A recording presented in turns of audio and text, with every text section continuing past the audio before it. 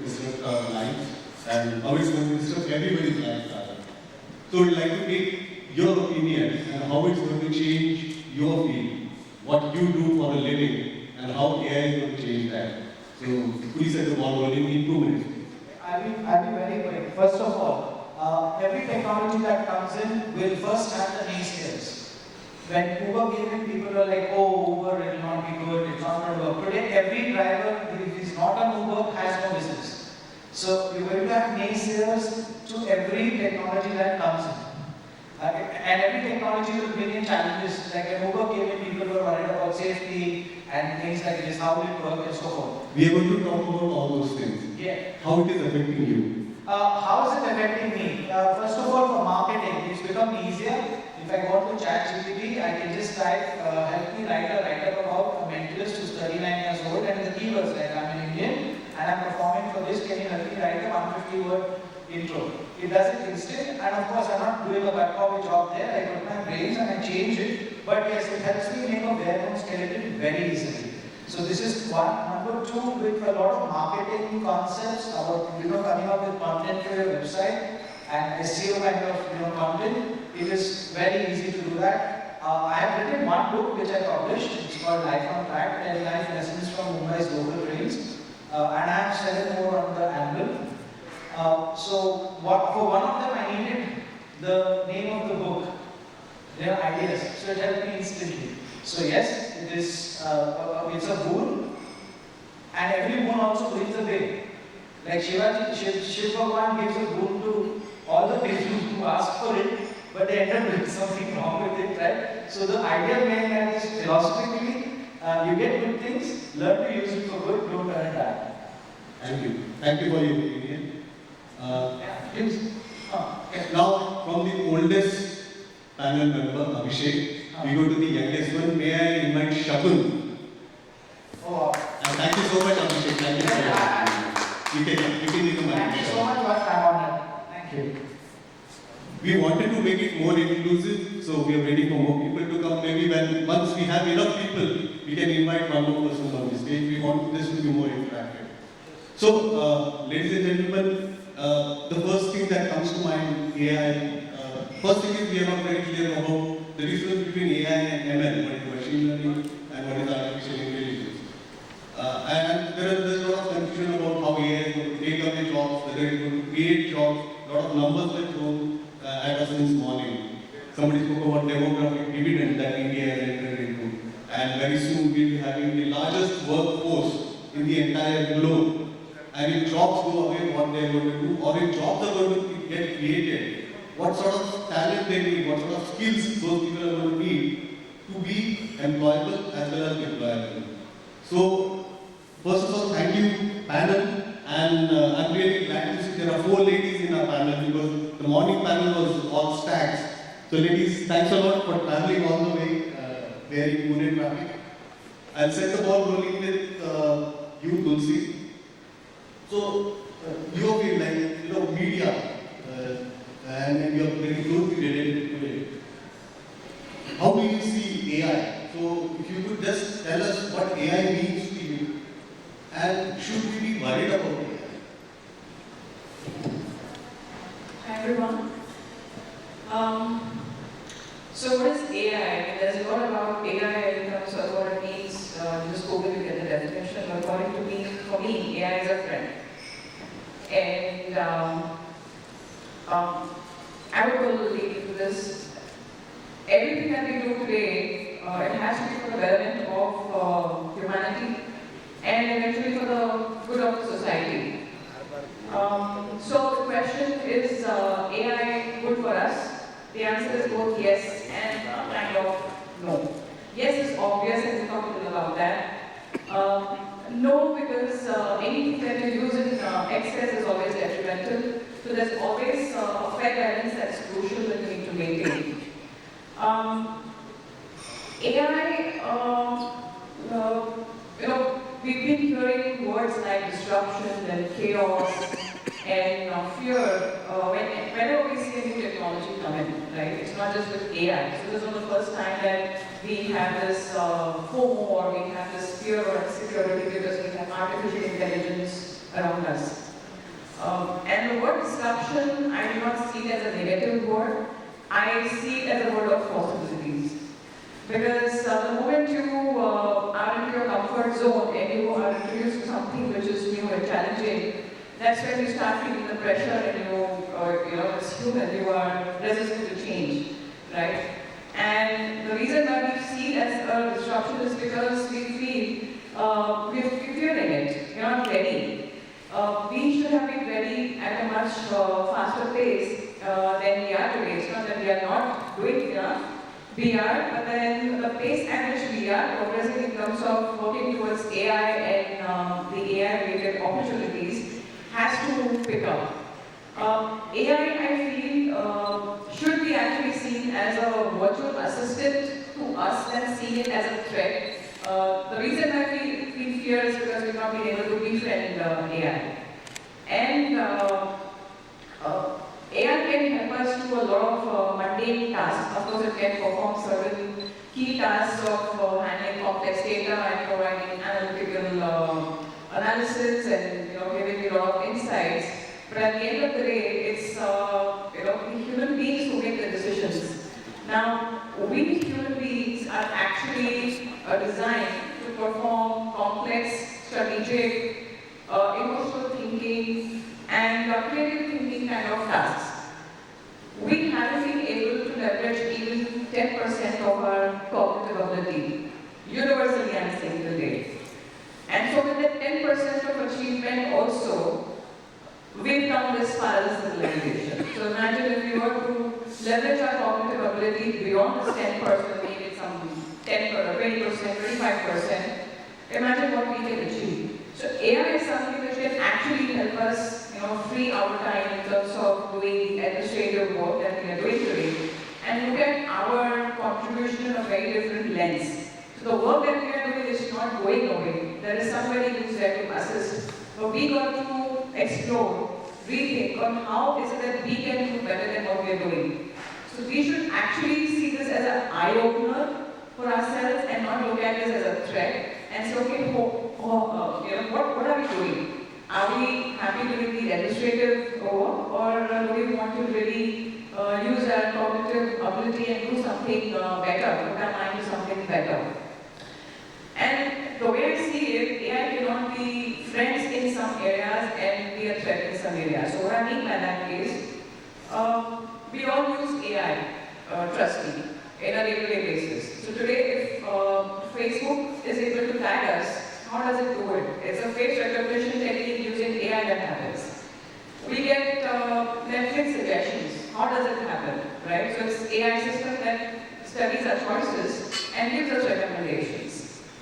We Google something, right? And you get the information. So it's a technology that's working in the back end. Today you have ChatGPT that gives you the best of all the Google answers. So that's again AI technology. Banking solutions, you have so many queries, you have basic issues to address, you have a bot talking to you today.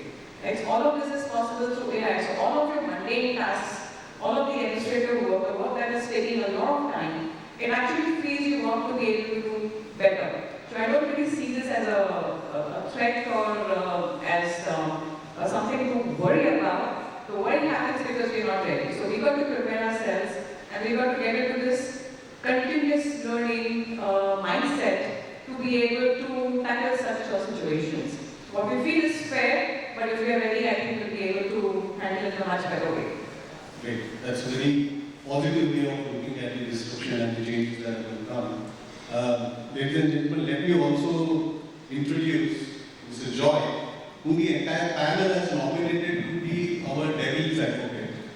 So whatever the panel members say, he is going to look at the darker side of what we are saying. Right? So Joy, what's your opinion about what Tulsi said? She is looking at it in a very positive way, saying that repetitive and mundane tasks, why don't we just hand it over to someone and let's focus on something creative and increasing our cognitive ability. Well, thank you. That's very interesting. I know speaking is easy, listening is difficult. The difficult task has been assigned, the easier task is even worse.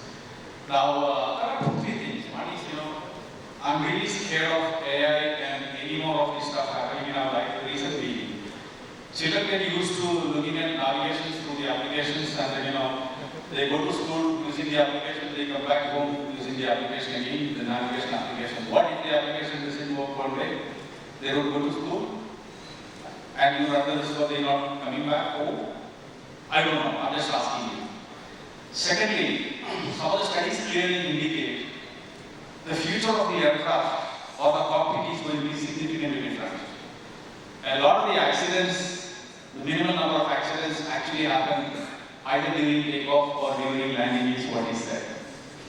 And a lot of investment, I would have loved the Google person to be here to listen to this story.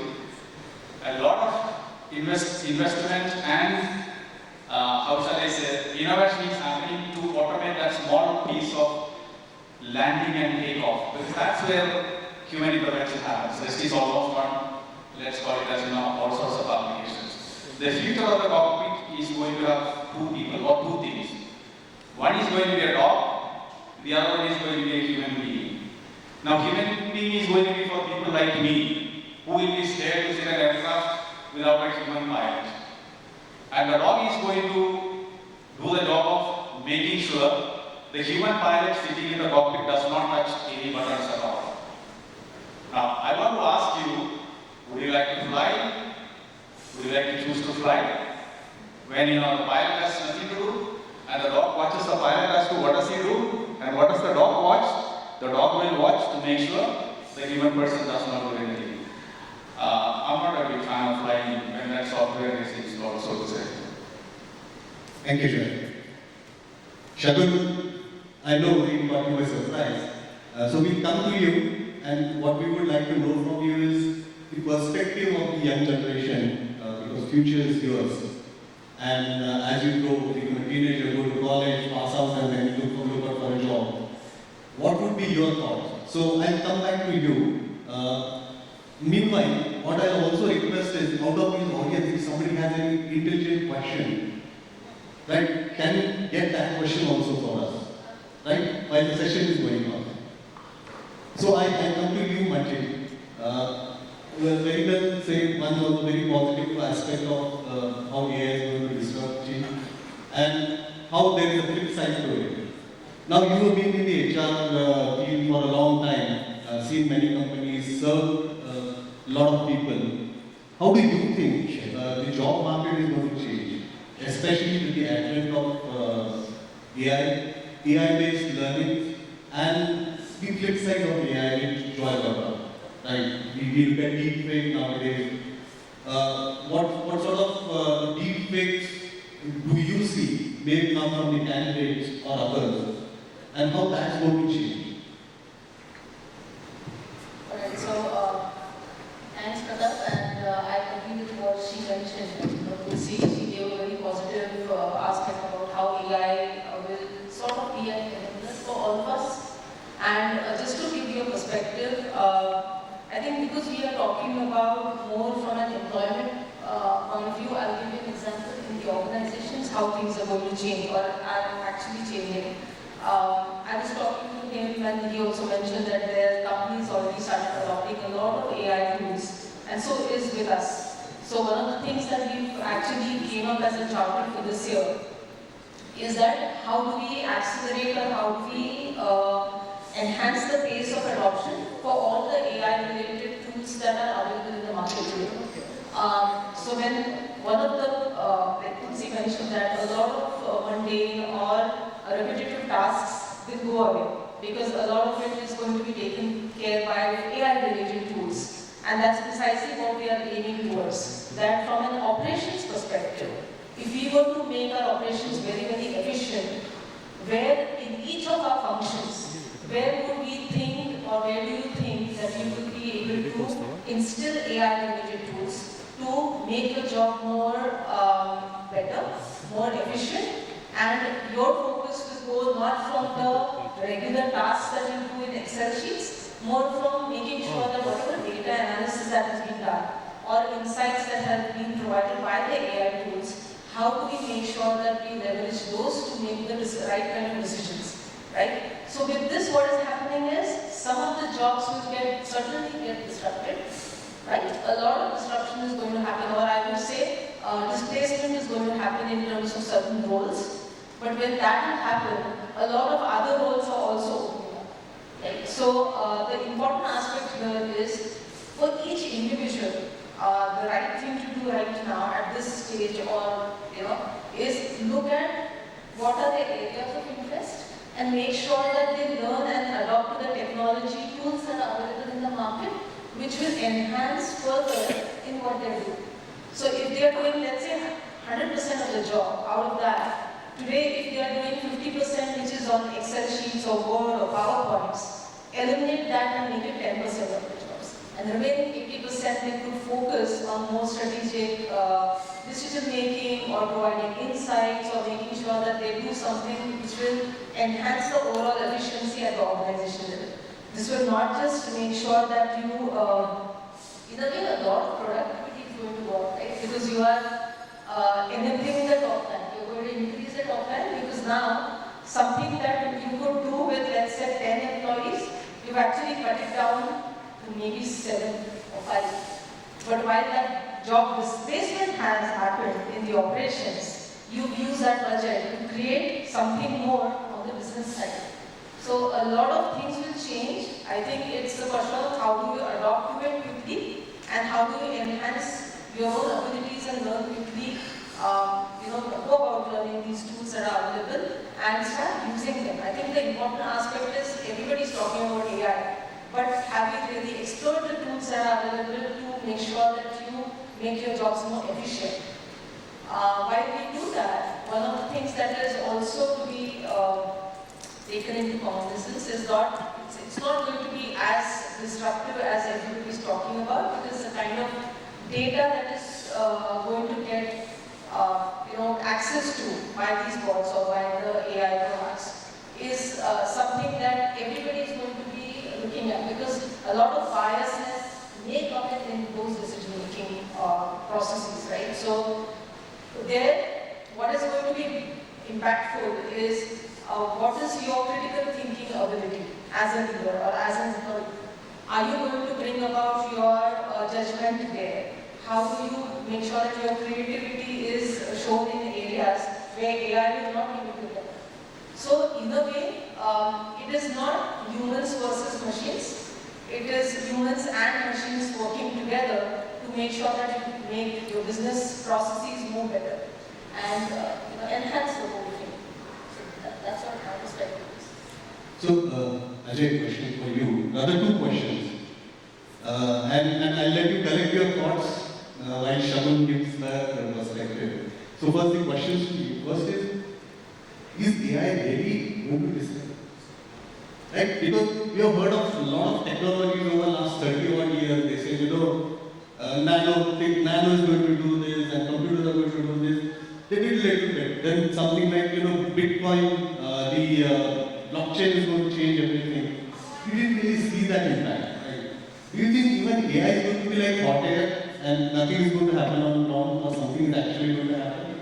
And second point is, if that actually happens, then to Manjari's point of data or the security of privacy, how that might happen. So please collect your thoughts while we go to Shagun and come back to you.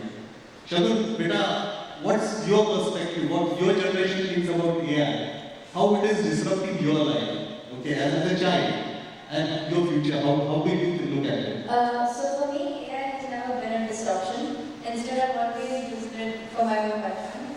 In fact, I had a debate to make last minute, and I used artificial intelligence, ChatGPT, prepare a debate, and then add a little bit of my own twist to it. So I think AI has been very beneficial for me.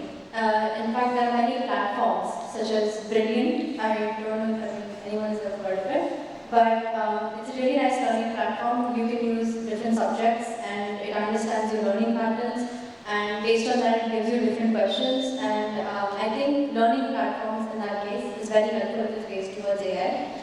Another perspective, it's not related to my student life, but I think there are certain jobs that AI cannot replace in any circumstances, such as sports, right? I'm a huge football fan myself. I play football, I watch football, and I believe that sports is something that AI cannot replace, because there is a certain emotion attached to it. There's different skill of different players, years, there's something that you look forward to. I'm sure we all know about Messi, Ronaldo, Neymar, right? All three of them are known for different things. Messi is known for dribbling, Ronaldo is known for shooting, and Neymar is known for skills. Now, if all of these three are combined and put in one player, then there is no fun in watching the game.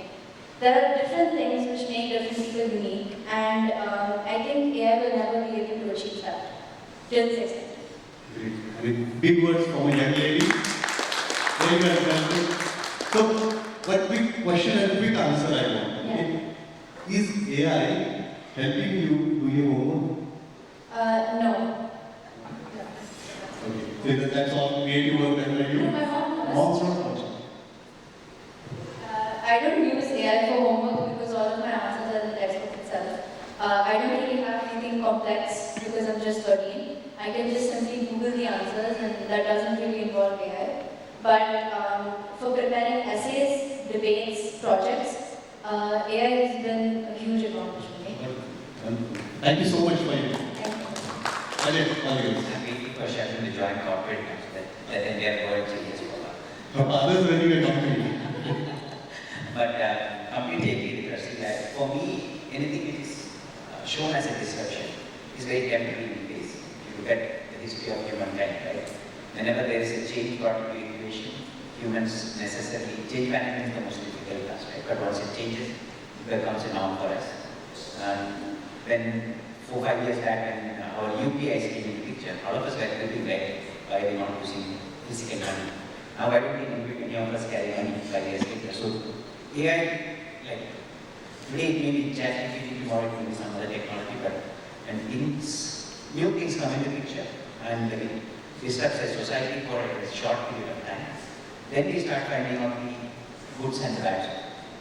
Goods are generally in favor of human beings because we are generally very lazy in nature.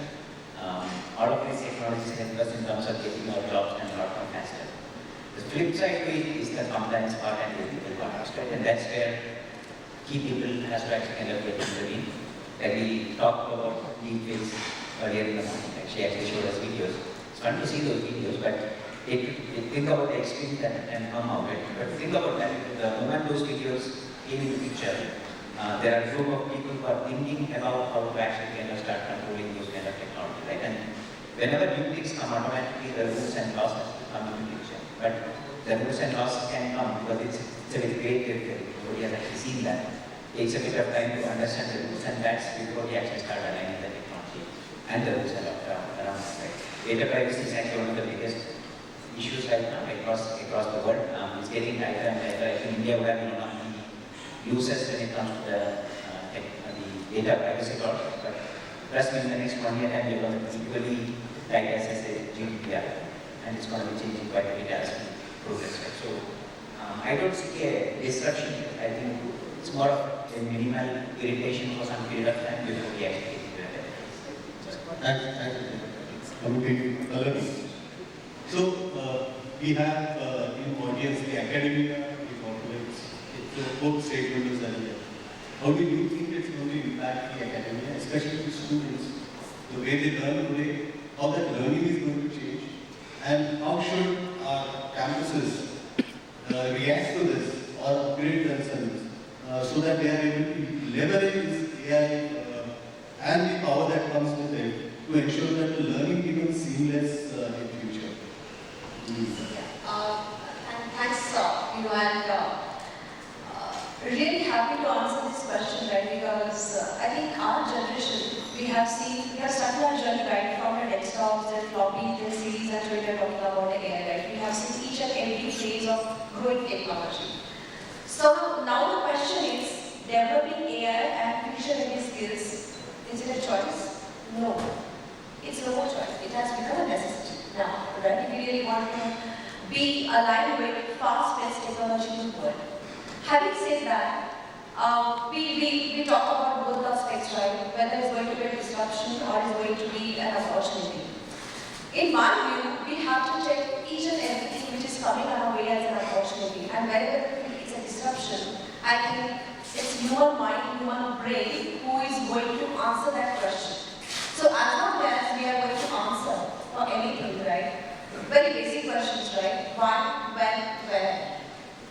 And I think it's only us, human mind, which can answer these questions. If the answer is going the right way, then I think we are following the right path. If no, then we need to find out the answer, why it is no, and to get an answer as what are these we need to do.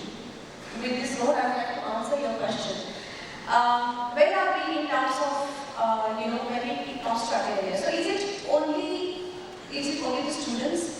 These are the only faculties who are going to bring the change? Probably the answer is partially no, because again it has to have a collaborative approach, right? Simultaneously, industries, academics, and everybody probably, right? Everybody has to look at it as an opportunity. What campuses needs to do, what faculties needs to do, I think first of all they really need to look forward and they need to start aligning themselves from the learning standpoint. They need to really work very hard on the infrastructure. And I think the important part is the collaboration between industry and the academia. That's something which is kind of lacking in many institutes, which is my personal belief, right? What's happening in the industry, they will come to know only will go and give as a guest lecture. I think they really need to look at different patterns altogether. Because when it comes to reskilling and upskilling of the existing employees in the organization, we put lots of efforts to reach and to take them to a different level altogether. Then why can't we have these students ready, at least partially ready to take the challenge and perform in the industry? And I think everybody needs to really think through, the policy makers, like industrialists, or corporates, they really need to kind of have that collaborative approach towards education system. They also really need to guide. With this note, I would like to say experiential learning is something which is probably missing, which need to be focused on.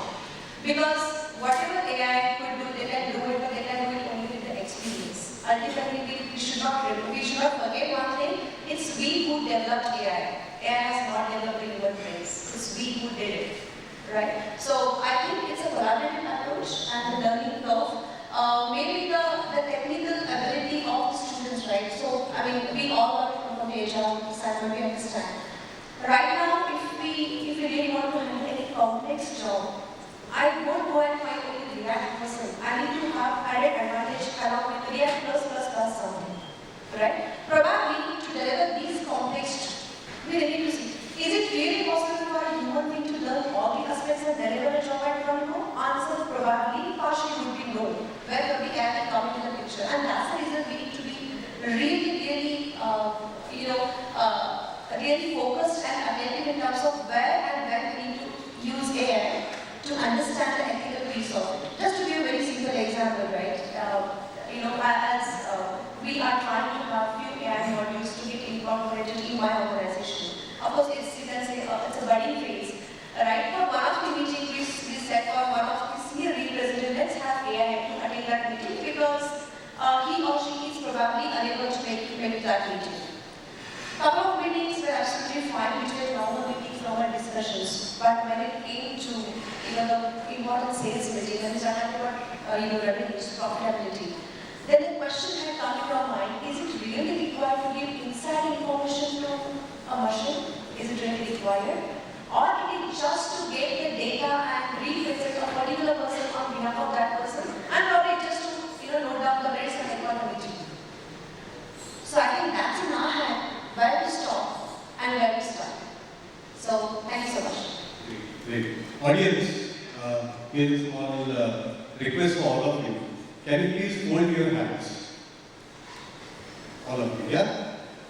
So, if you look at your style of holding hands and the style of somebody else's holding hand, I request the panel members also to participate in this. Just hold your hands, right? So, some people have the right hand on top. Some people have the left hand on top. Some people have both hands like they cover. That's a unique personality that you have. Now what I request you is try and change this personality. Okay, if your right hand is on top, try to put your left hand on top. Is it easy? No. It's not easy because I'm asking you to do something that doesn't come naturally to you. Only in a normal way, that comes naturally to you. But the moment you try to change it, that will put you it will pull you out of the comfort zone. So question to you, Joy. We are all going to be out of comfort zone, right? Especially the generation that's coming to job. And you are the people custodian for a large company. So you are also the custodian of values of that company. So there's a big question about ethics of AI with deepfake and other negative possibilities that arise out of AI. So what's your take on the ethics part of it and how that's going to change? Well, in the first place, I did give an impression that, I'm not a fan of AI. I'm a distant fan of AI, is the way I want to say, because, I remember I think it was during COVID time, I felt sick. And I said, okay, let me wait for a day. And I said, okay, let me wait for one more day. And I said, okay, I can wait for one more day, and fourth day I will do the doctor. It was the same time that my phone conked off. I went and requested the shopkeeper to open from the back door, got it, replaced. Because I knew if the smart device is not with me, people will know how smart I am. I could not live with it. I could put up with my health situation for a longer period than in the situation of my smartphone. Dependencies on some of these tools is something that I want to follow and force to people. Secondly, I don't know if you have heard about a German thinker called Rene Descartes. He says, cogito ergo sum. I think, therefore I exist. He says, you are an existing being because of your thinking ability. To me, anything that takes away human ability to think is not very conducive. We should actually take a distant view, is the way I look at it as. So that's my view on, tools, technology, AI, all of these things. I'm a big fan. Like I said, without smartphone, I cannot even for a single day. Now, coming to your question, Pratap. Obviously, there are a lot of questions around that. So, what is the ethicality of some of these things that we do use? What is the risk? Not only in current times, even for future days to come for some of these things that we do. ChatGPT is used left and right by people. Do you know if someone is going to sue you for intellectual property rights something? Because it's all written by somebody. It's all somebody's material. Today I feel technology enables me, therefore I can use it at free will. I would like all of us to exercise our thinking. I think, therefore I exist. Don't build our existence by overly depending on tools that look fancy, that add to speed and color your life, is the way I look at it. Thanks. We also have Bajrang, a very interesting perspective there. The ability to think that it will be created. Now, we can't stop technology. It is bound to come sooner or later. And when it comes, it's bound to disrupt everything. So, in your opinion, who's safe? Right? I mean, there will be certain pockets of people who are going to be safe, and there are certain pockets that are going to have a major impact on them. So, my question to you is, who's going to be safe? And if it's going to disrupt me, how can I ensure that I am safe in that environment? Alright, this is an interesting question. In terms of who is safe, who is not safe. Easy to answer, but before that, I'd like to just give the perspective because AI has come in my life a couple of decades back during my engineering itself where I did my project. Okay, though it was a theoretical project, but it was introduced at that time. And for me, because I was knowing some concept, today also I didn't feel too much of worry about AI. Okay, and incidentally, I represent one of our HR associations called Infotech, which is a non-profit organization since 20 years. I get opportunity to talk on this topic at 22 forums and also get opportunity to learn also.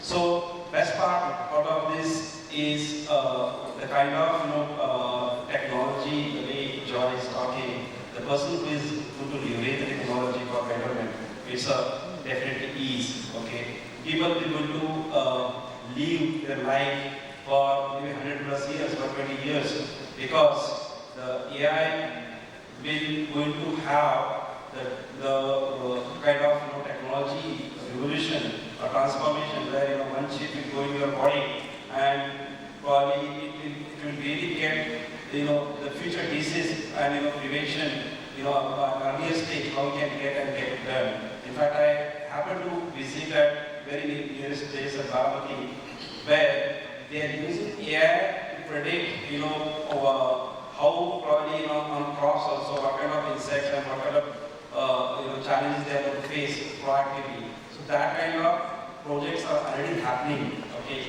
including Baramati kind of place. So when it comes to leveraging it, all of us we are safe, okay.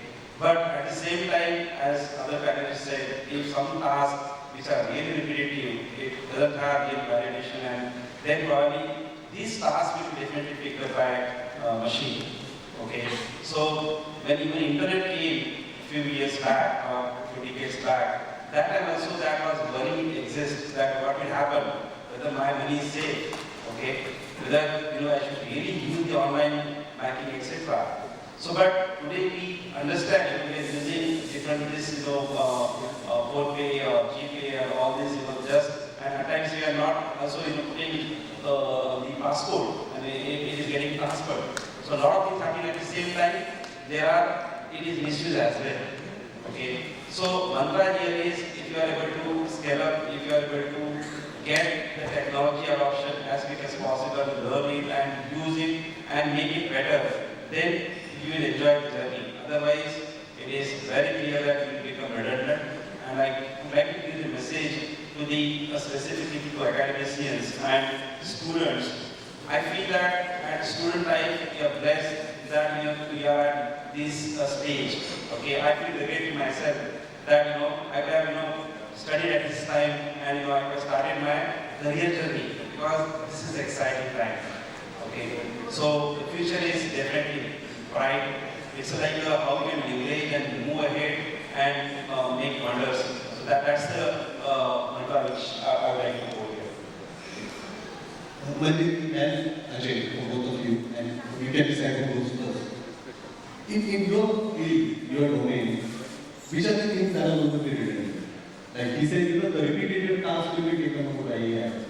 So in your expertise, which are the things that what would change in your domain? So there are multiple examples, but I'll give you one finest example that all of us can relate to, right? Once in a while, if you have fallen down on something that our family has broken a bone or something, the first thing that we do is a CT scan or an MRI scan, right? Now, exactly 4 or 5 years back, when a scan report comes, you theoretically had to wait 24 hours for the radiologist to translate the scan and give you the results out of that. If you look at most of the good machines out there, out of them actually give you the scan plus the report in what is that in less than like an hour's time, or the radiologist has to release sign off. We eventually reach a stage where even the radiologist will not be there. So, and we are actually, I don't know how many of you are actually looking at what's happening on the government medical. Accessibility to care is one of the biggest things where the machines are not available for almost half the districts which are available in India. So there are machines which are only going into these kind of districts and people can do their scanning. Assume that the machine can go away with the driver. There's no radiologist over there. Somebody just lies down on the bed and their scan gets done and this gets done. So if a radiologist's job can be made redundant with the use of AI in the last 5 years' time, something which is repetitive can be used with a logic, can be actually taken advantage. Because most of the people jobs which are out there, data entry jobs, these are practically jobs which are incidentally taken off us. But again, all of these people can be reskilled into something, nothing will run on its own. So, reskilling opportunity, like everybody attack the solution, right? People are open for change, then there is no shortage of, or rather there is no fear of like losing the job. Just to add to what you said, I think like we talking about the session, right, that you need to keep upskilling yourself for learning newer things as and when technology, I don't think this is disruption, but transformation that is coming in our industry. So I think a lot of us have already seen that customer success support, data entry, as we said, manual receptions and all of that. So that's taken over by AI. One of the main things as we move forward in enterprises, what will happen is there are going to be AI for the enterprise, in the sense that the amount of data that any enterprise generates, that's humongous, and all functions. In a way, today we do not have one repository of data which will give us insights from all the enterprise and the data that is available. So that's going to be one of the biggest blessing for an enterprise, that you have your own AI, because you will have the secure data. Data is not going to go out anywhere, there's enough security that is going to be available. And any kind of data that is available across the organization will be available for you to make the decisions, for AI to assist you to make the decisions. So, in a way, people need to change their, as I said earlier also, right? Learn newer technologies to make sure that you make your current jobs easier. And then apply your brains and your critical thinking and your creativity to make sure that you make the right decisions for your organizations. And that's the thing. Nobody's jobs are going to be taken away. It's just that the form or the roles are going to change, or the content of the job will change. So long as you are, as he rightly said, so long as you are ready to adapt quickly and learn, I think there are enough jobs that are going to get created. And quickly add, the way we have transformation from industrial age to the information age, and this is we are heading towards the imagination age, okay? Where how we can get the imagination, and if we are able to just define the problem statement itself, then trust me, the solution is not far. Just you need to come out with the problem statement properly, okay? So whatever information, if you are able to convert into the digital mode, that today's technology, the way it has, it will definitely give the solution. Okay, so technology is definitely the backbone for all these things, and the AI kind of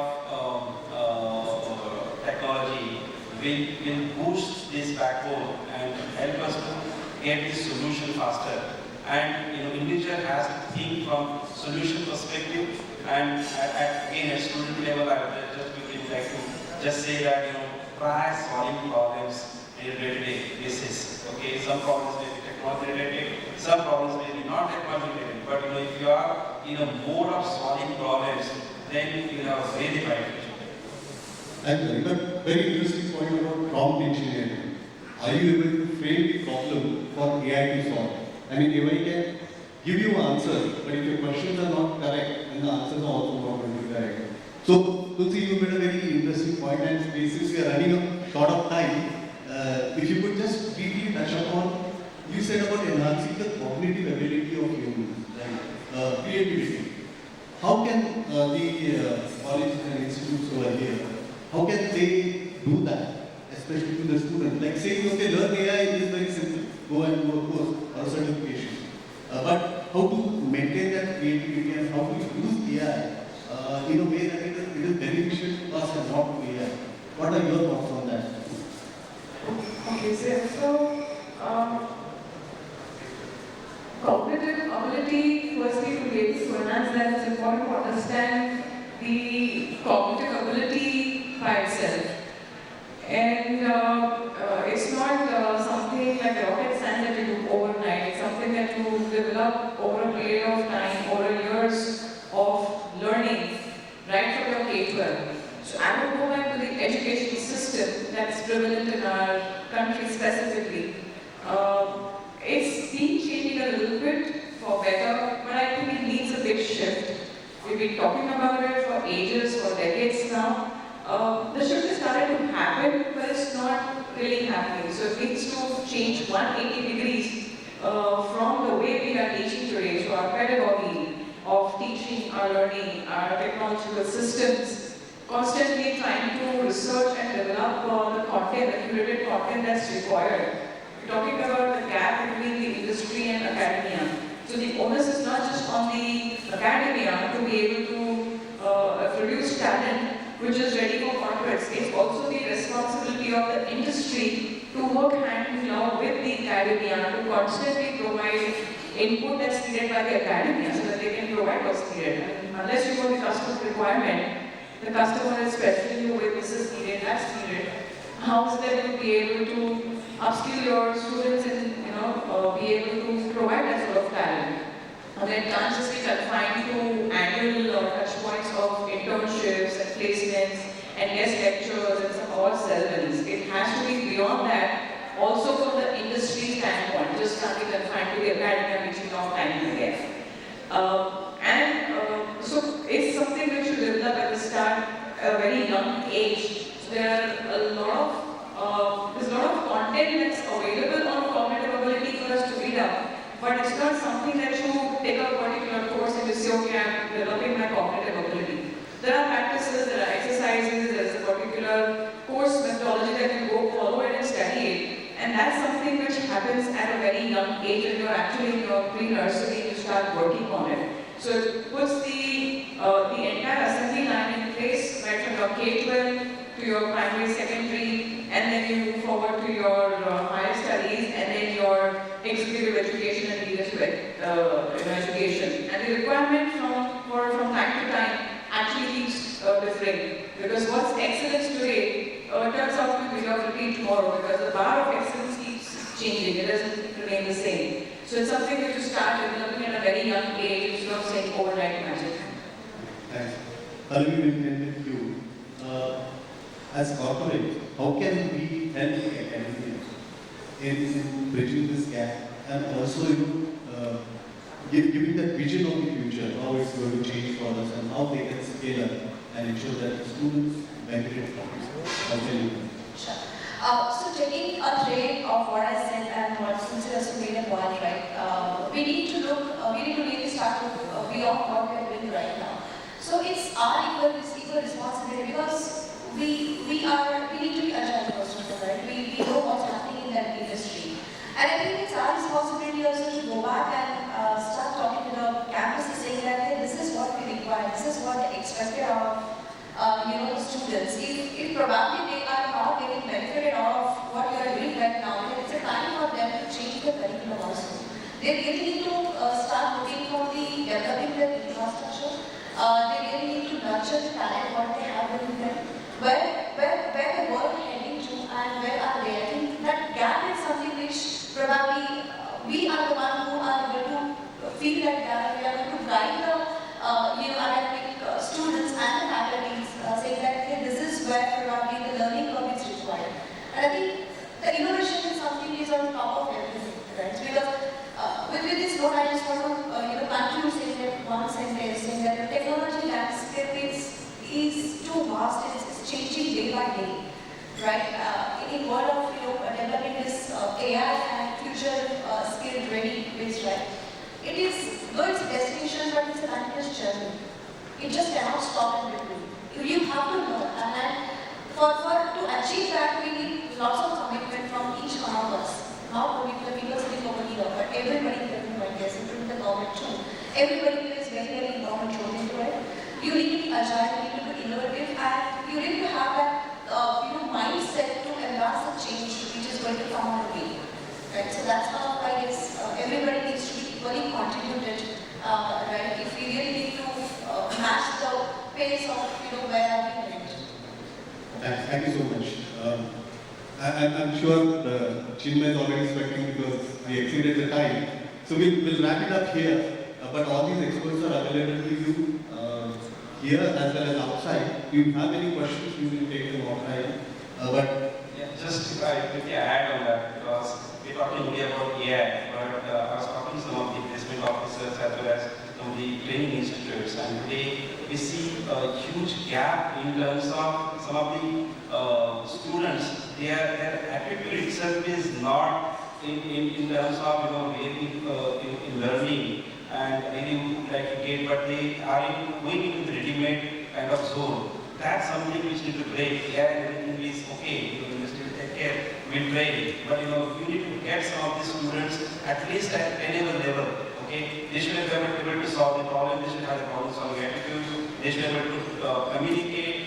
Okay, okay, their analytical skills should be up to the mark, the concept should be, basic concept should be there. Today we are rejecting a lot of people not having some of the basics, okay. We are not expecting the AI from the freshers, trust me. I hope all of you are agree. We are not expecting the AI from the freshers. We will teach them in the corporate, but the basic is important.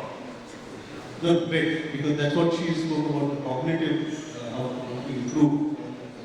For me, just to add, heart of the basics. For me, technology is only a means, it's not an end. The other day I was in a campus and somebody asked me, what technology should I learn to get a job? I said, don't learn any technology. Have basic engineering skills, rest of it. Wherever you are, they will actually teach you, and it's a question of 2 to 3 months' time. That every organization has to do. Basics such as purpose, patience, perseverance. Today people leave job without a valid reason. People join organizations without a valid reason. I don't know when is it going to end. Education institutions, I think, should focus on some of those fundamentals. My definition of fundamentals are some of those 3 or 4 things can be called as values, can be called as virtues. Patience, significantly missing. Purpose, people are all around. Perseverance, they have no time. They have no patience. Yeah, thank you. Great. Thanks for your opinion, and I'm sure it doesn't end here. It's just the beginning. Thank you for your time, Ajay, Anthony, Marina, Joy. Thank you so much for coming all the way and participating. And thank you everybody. Initially we thought there are not many people, but I can see that the hall is full now. Thank you so much for your attention. Thank you. And Shakun, last but not the least, thank you so much for your